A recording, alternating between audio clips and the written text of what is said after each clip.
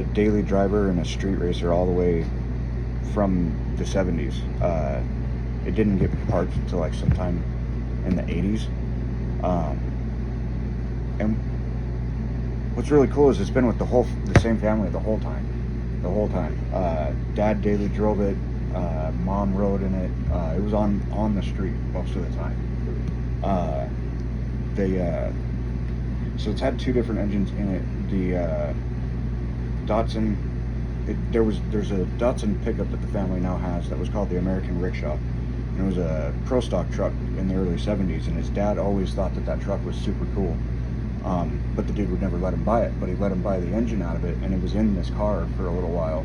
And it was like a 13-to-1 427 full-blown pro stock engine. And in some of these photos, you can see the helmet. That's the same helmet that was in the back seat.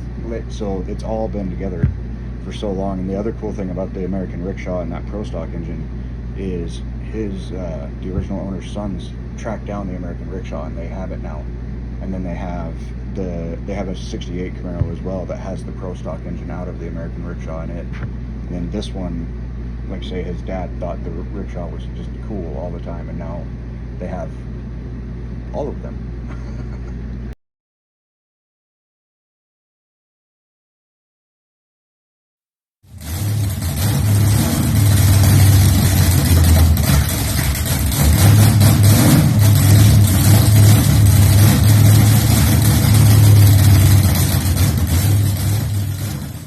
And then in like 2016, George and Joe decided that they wanted to get it running again, and they pulled it in and they put a water pump on it, and they just brought it back to life, and they've been driving it ever since. And that was one of the coolest things I thought was, they brought the car out there. They weren't afraid to do a burnout with it or anything like that. Like, it was just still a driver, just still doing the thing, and they drive it everywhere all the time still.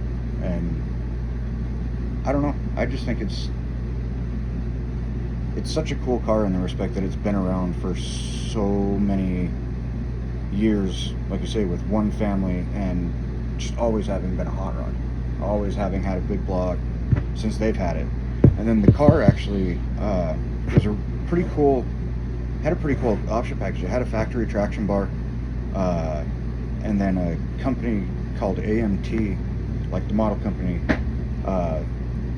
they did a spoiler on the back of it, and that's why their 67 Camaros didn't have a spoiler.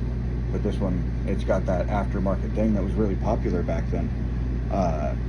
There would be these aftermarket companies that would do vans and cars, and they would do a whole bunch of fiberglass work to them and make them a custom package type thing. And this Camaro was one of those that got that option package,